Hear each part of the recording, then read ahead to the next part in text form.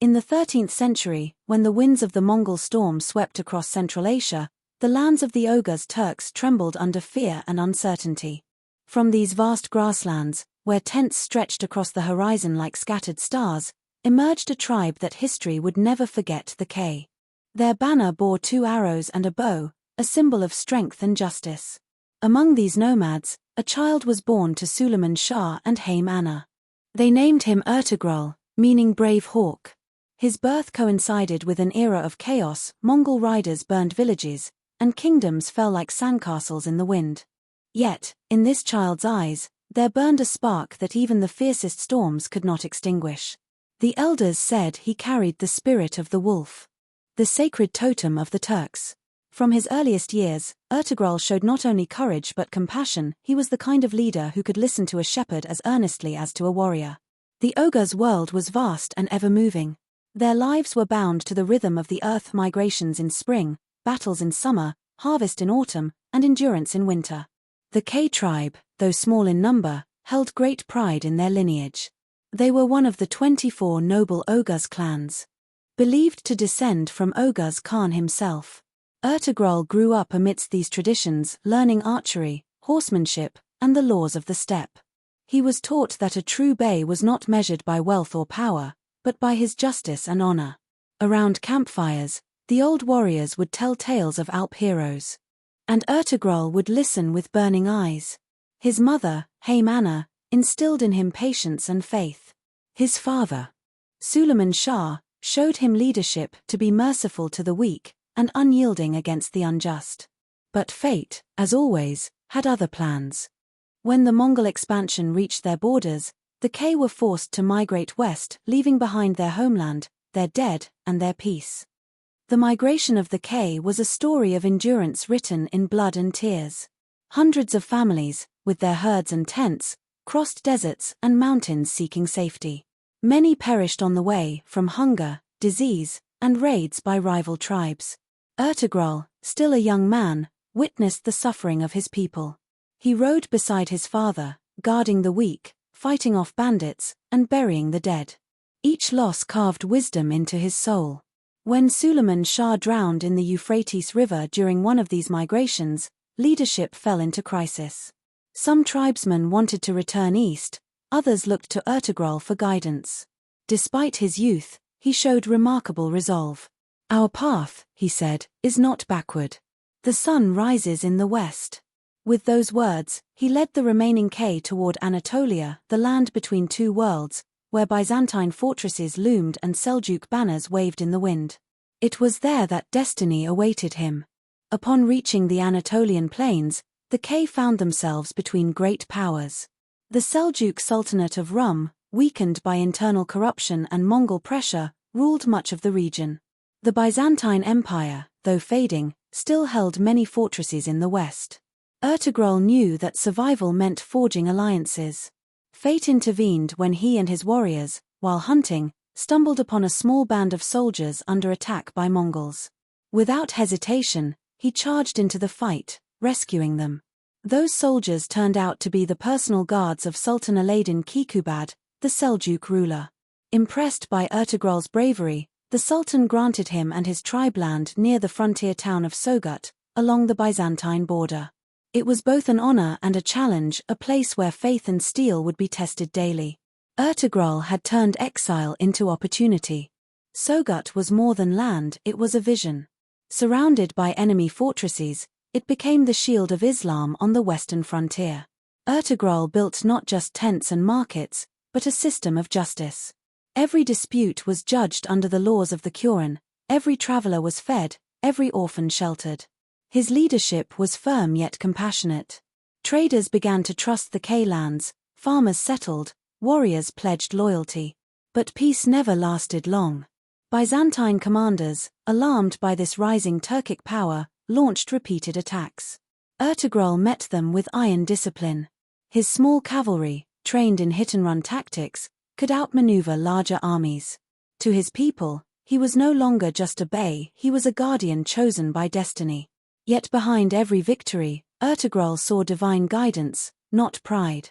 He believed that every arrow loosed in justice carried the will of God. Among the legends surrounding Ertugrul's rise, none is more spiritual than his meeting with Sheikh ibn Arabi, the great Sufi mystic. One night, as Ertugrul's tribe camped near Aleppo, he dreamt of a great tree growing from his chest, its roots spreading across the world.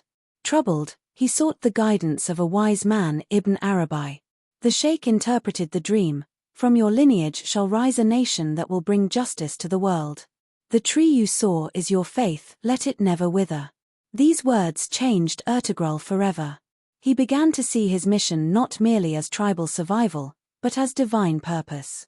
Under Ibn Arabi's influence, he built his governance on justice, mercy, and faith.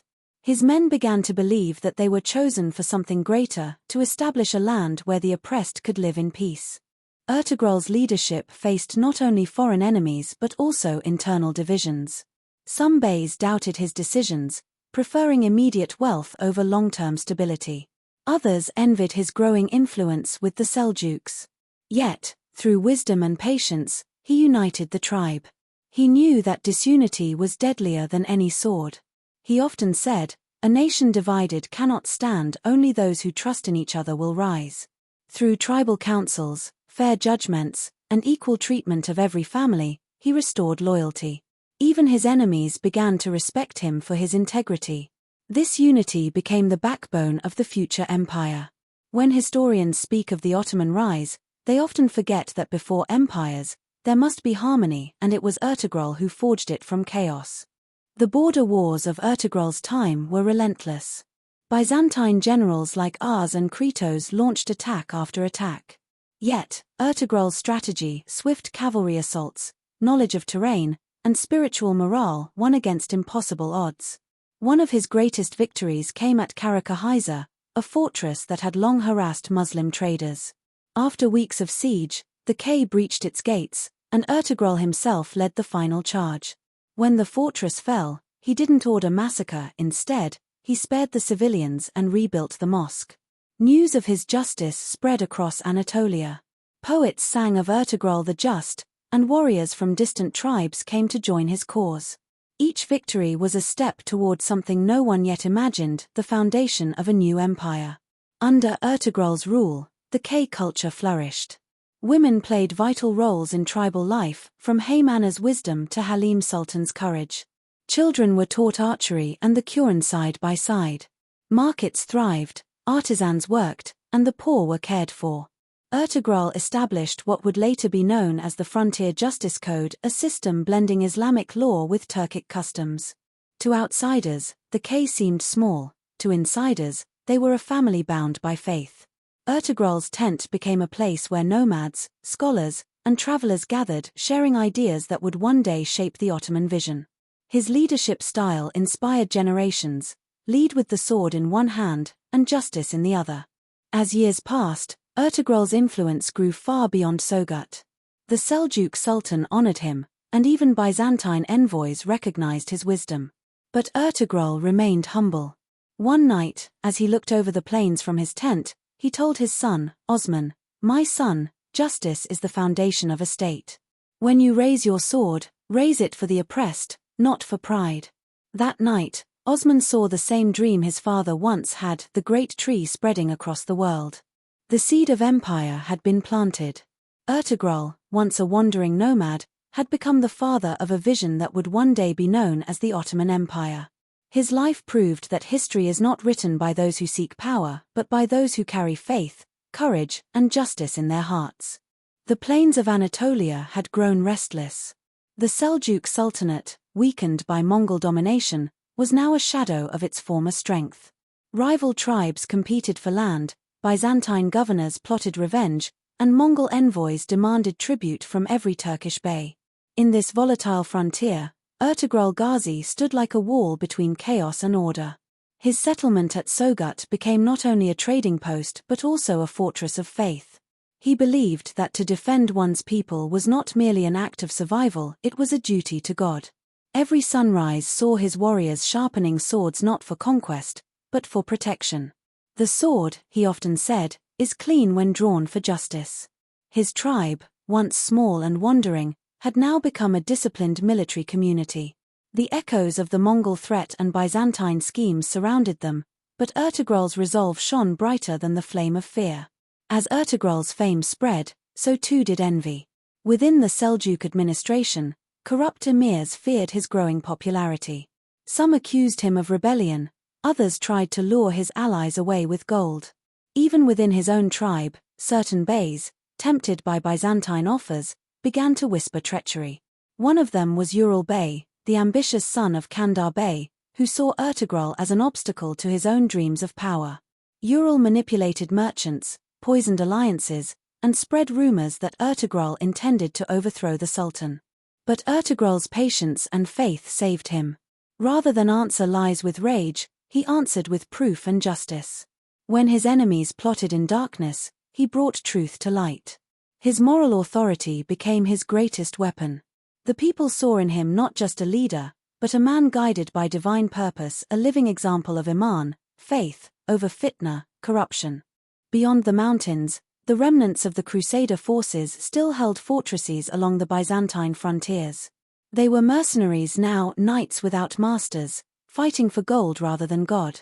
When news spread that these knights had allied with Byzantine governors to attack Muslim villages, Ertugrul rode out without hesitation. He gathered his Alps, men like Turgut, Bamsi, and Dawn warriors who would become legends in Turkish folklore. The battle at Mount Amonos was fierce and bloody. The Crusaders, armored in steel, faced the swift fury of the Kayi cavalry. Arrows darkened the sky, the clash of swords echoed through the valleys. By nightfall, the Crusader banners lay trampled in the mud. Ertugrul prayed on the battlefield, thanking Allah not for victory, but for strength to fight in his cause. From that day on, the people called him Ghazi, the warrior of faith. Amidst the storms of war, Ertugrul found his anchor, Halim Sultan, daughter of a Seljuk nobleman. Their meeting, as told by chroniclers, was born of compassion. Halim was among refugees attacked by Mongols, and Ertugrul rescued them during a patrol. Her courage and humility left a mark on him, while his honor and bravery captured her heart. Their marriage was more than love, it was a union of purpose. Halim became his advisor, his comfort, and his voice of reason when the weight of leadership grew heavy. Together, they built not only a family but a future. In her tent, the fire of faith burned as strongly as in his council. To the tribe, she was mother of the frontier, a symbol of purity and endurance. Their love, grounded in faith and sacrifice, would later inspire generations, proving that even in times of war, hearts guided by truth can build empires. Justice remained the pillar of Ertugrul's rule, and no betrayal, however subtle, went unpunished. When Ertugrul Bey's treachery reached its peak, poisoning allies, selling secrets to Byzantines, and assassinating loyal beys, Ertugrul faced him not as a rival but as a criminal. The confrontation in the tribal council became one of the most defining moments of his life. Surrounded by warriors, Ertugrul declared, "A ruler who allows injustice is more dangerous than the enemy's sword." Ertugrul was tried publicly and sentenced according to the laws of Islam. The execution was not vengeance, it was purification. The message was clear: in Ertugrul's domain, no one was above justice. Even his closest companions respected him more after that, for he placed truth above friendship and principle above politics. His leadership turned moral power into political strength, setting a foundation that his son Osman would later build upon. One of Ertugrul's most formidable foes was Commander Ars, the Byzantine governor of Karakahisa. Intelligent, ruthless, and proud, Ars had long sought to destroy the Kayi. When diplomacy failed, Ertugrul laid siege to his fortress. The battle lasted weeks, filled with cunning maneuvers and midnight raids. Finally, Ertugrul infiltrated the stronghold and faced Ars in single combat. Yet, instead of killing him outright, he captured him. In captivity, Ars saw the mercy of Islam. Ertugrul treated him not as a prisoner but as a human being, offering him food, dignity, and truth. Over time, Ars softened, even embracing faith before his death. This act of mercy spread Ertugrul's reputation across both Muslim and Christian lands. To many, he became not just a conqueror but a reformer, a man who wielded the sword of faith, not vengeance. With peace returning to Sogut and Karakahisa under his control, Ertugrul began to think beyond the next battle. He envisioned a state of justice, a permanent homeland for the Turks where the weak would be protected, trade would flourish, and the law of Allah would prevail. Around him, scholars, traders, and warriors gathered to discuss governance, law, and administration.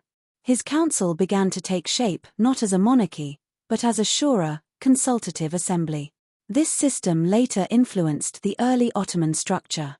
Ertugrul often said to his companions, "We must build not only walls and towers but hearts that stand firm in faith." His dream was becoming clearer, the foundation stones of an empire laid in the soil of Sogut. The Kayi tribe, once wanderers, were now becoming architects of destiny. But destiny is never without trial. The Mongols, under their fearsome generals like Nomad, once again threatened Anatolia. Their cruelty was unmatched, entire villages burned, scholars executed, and even Seljuk cities fell under their hooves. When the Mongols demanded tribute from Ertugrul, he refused. "We bow only to God," he declared. The battle that followed tested the tribe's very survival. The Kayi fought like lions, outnumbered but unbroken. Even when many were captured, Ertugrul's resolve did not falter. He led surprise raids that crippled the Mongol supply lines and forced them to retreat. This resistance became legendary, the Battle of Sogut, where a few hundred warriors stood against an army. It was here that Ertugrul proved that faith, not numbers, decides victory. His defiance inspired other Turkish tribes to rise against Mongol tyranny, marking the beginning of a new national awakening. In the years following the Mongol Wars, Ertugrul's greatest joy was the birth of his son, Osman. The boy was intelligent, brave, and curious, traits his father immediately recognized. Ertugrul began training him early, not only in combat but in leadership and faith. Ibn Arabi, now old but still wise, blessed the child and said, "This son will raise the flag of Islam higher than the clouds." Ertugrul smiled, knowing his dream would continue beyond his lifetime. Under Halim's gentle care and Ertugrul's guidance, Osman grew among scholars, warriors, and elders who spoke of honor and justice. No one knew it yet, but this boy would one day transform his father's vision into the greatest empire the world had ever seen. The light of prophecy was already upon him. As Ertugrul aged, his hair silvered, but his eyes remained as sharp as ever. He had seen friends die, empires fall, and traitors rise, yet his faith never wavered. When people asked how he endured so much loss, he answered, "The believer's heart is a fortress. It cannot be conquered unless he surrenders it himself." The lands of Sogut prospered, caravans filled the markets, and mosques rose where once there were battlefields. Yet Ertugrul knew his time was drawing near. He gathered his tribe and told them, "Guard this land not with swords, but with justice. For justice is the strongest sword of all." His people wept, but they understood. In that moment, Ertugrul Ghazi ceased to be just a man, he became a legend, a bridge between the chaos of the past and the dawn of a new age. The sword of faith had carved its mark upon history. Time had softened the roar of battle, but it had not dimmed Ertugrul Ghazi's spirit. His beard had turned silver, his hands carried the weight of countless campaigns, and his heart beat to the rhythm of a lifetime spent between sword and prayer. The once restless plains of Sogut had turned into fertile farmlands, markets buzzed with traders from distant lands. The Mongol fires had dimmed, and peace had returned, a peace earned through decades of struggle and sacrifice. Yet, even as the world quieted, Ertugrul knew that peace was only a pause between storms. He had lived long enough to see the cycle of history, empires rising, rulers falling, and faith tested again and again. In those days, he spent most of his time in reflection, often riding out alone at dawn to pray where the horizon met the sky. His people saw him not only as their bey but as a saintly figure, the man who turned despair into destiny. Among his greatest joys was watching his son, Osman, grow into a leader of vision and courage. Osman had inherited his father's determination and his mother's compassion. He was bold in battle, wise in counsel, and unyielding in faith. Ertugrul saw in him the spark of something greater, not just a tribal leader, but a founder. He began involving Osman in tribal councils, military planning, and trade discussions. The young warrior quickly proved his worth, negotiating peace where others sought war and inspiring soldiers with his charisma. Ibn Arabi's prophecy that a tree would rise from their bloodline and shade the world echoed in Ertugrul's mind. He realized that prophecy was unfolding before his eyes. As Osman rode beside him, wearing the same bow and arrow emblem of Kayi, Ertugrul whispered, "My son, never forget the sword defends, but justice endures. But even the strongest hearts cannot escape sorrow." The day Halim Sultan passed away was the day the world dimmed for Ertugrul. She had been his partner in every trial, the quiet strength behind every victory, the voice of faith when doubt crept in. Her loss struck him deeply. The tent that once glowed with laughter now echoed with silence. He withdrew for weeks, praying and fasting, seeking solace in remembrance of God. Yet, out of that grief emerged an even greater sense of purpose. Ertugrul began to focus on legacy, ensuring that after his death, justice, unity, and faith would continue to guide his people. He often said, "When I am gone, remember that it was your mother's faith that built this tribe as much as my sword." Halim's grave became a place of pilgrimage for generations to come, symbolizing love's endurance even beyond death. In his later years, Ertugrul convened a council of beys to discuss the tribe's future. Some favored alliances with the Seljuks, others argued for submission to Mongol rule, and a few sought independence. Ertugrul listened quietly before rising to speak. His voice, though aged, carried the weight of truth. The time of great empires has passed. From their ashes, new ones will rise, built not on tyranny, but on faith. The one who stands firm for justice will inherit the earth. The council fell silent. His words marked a turning point, the moment the Kayi tribe began to see themselves not as servants of the Seljuks, but as a people destined to lead.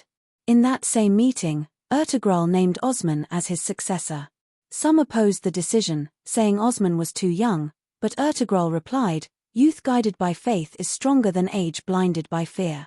His authority ended the debate, the torch had been passed. Peace, however, never lasted long. The Mongols, enraged by the growing independence of the frontier tribes, sent a new commander to subdue Sogut. His name was Beyku Noyan, a ruthless warlord who had once been defeated by Ertugrul years before. Now he returned with vengeance. Though old, Ertugrul refused to hide behind walls. Mounting his horse once more, he led his warriors into the field. "Let them see," he said, "that faith does not age." The battle that followed was brutal, a storm of arrows, blood, and steel. Osman fought beside his father, protecting him fiercely. When the dust settled, the Mongols were forced to retreat. It was Ertugrul's last great victory, not because of the number of enemies slain, but because it proved that courage born of faith cannot be conquered by fear. Even the Mongols spoke his name with respect after that day. After that final campaign, Ertugrul's health began to decline. The wounds of war and the weight of years took their toll. Yet, his mind remained sharp, his faith unbroken. In his tent, surrounded by scholars and warriors, he spent his final months teaching not swordsmanship, but leadership. He instructed Osman on governance, trade, alliances, and the importance of mercy. A ruler's heart, he told him, must be vast enough to forgive his enemies and strong enough to punish the unjust. He also emphasized unity, that no nation could rise if divided by pride or greed.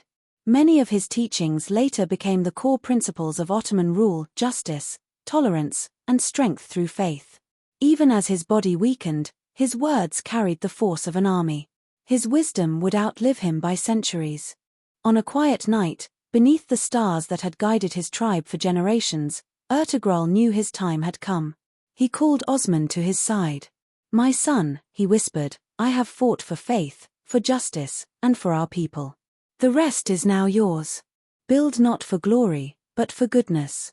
Let the oppressed find refuge in your shadow. Remember, our cause is eternal." Osman wept, holding his father's hand as the old warrior's eyes slowly closed. Outside, the tribe gathered, praying through the night. The wind carried their cries across the plain. When dawn came, the sun rose over Sogut with unusual brightness, as if even the heavens honored the man who had brought light to an age of darkness. Ertugrul Ghazi had passed into eternity, leaving behind not an empire, but a soul that would birth one. Ertugrul was buried in Sogut, the land he had turned from wilderness into sanctuary. His grave was marked by a simple stone at first, but his people adorned it with banners and verses of the Quran. Here lies Ertugrul, son of Suleiman Shah, the just bey of the Kayi. Every year, tribes from across Anatolia came to pay tribute.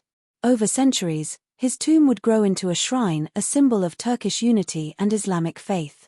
Osman, now bey, visited often, seeking guidance from his father's memory before every campaign. At the grave, he would kneel and say, "Father, your dream is now my duty." The wind that once carried Ertugrul's war cries now whispered prayers, and his name became immortal. After Ertugrul's passing, Osman led his people with the same principles: justice, courage, and faith. Under his command, the Kayi tribe transformed into a nation. He expanded their territories, conquered Byzantine strongholds, and laid the foundation of what would soon be known as the Ottoman Empire. Historians later wrote that Osman's greatness was rooted in his father's teachings. The discipline, faith, and unity Ertugrul had forged became the steel that shaped an empire spanning 3 continents. From humble tents to golden palaces, from the plains of Sogut to the walls of Constantinople, the vision of one nomad became the destiny of a civilization. The banner of Kayi, once fluttering in the wind of exile, now waved proudly over the world. Centuries have passed, yet the legend of Ertugrul Ghazi still lives. In every Turkish heart, in every story told by elders to children, his name stands for courage, faith, and justice. He was not a king crowned with gold, but a leader crowned with character. His empire began not with conquest, but with compassion. To this day, his tomb in Sogut remains a place of pilgrimage not only for Turks, but for all who believe that honor and belief can shape destiny. Ertugrul's life reminds the world that history is not written by the powerful, but by the righteous. His sword may have rusted, his tent may have vanished, but his dream, the dream of a just world under God, still stands tall. And every time the wind sweeps across the plains of Sogut, it whispers the same eternal truth. From faith comes strength. From justice comes empire.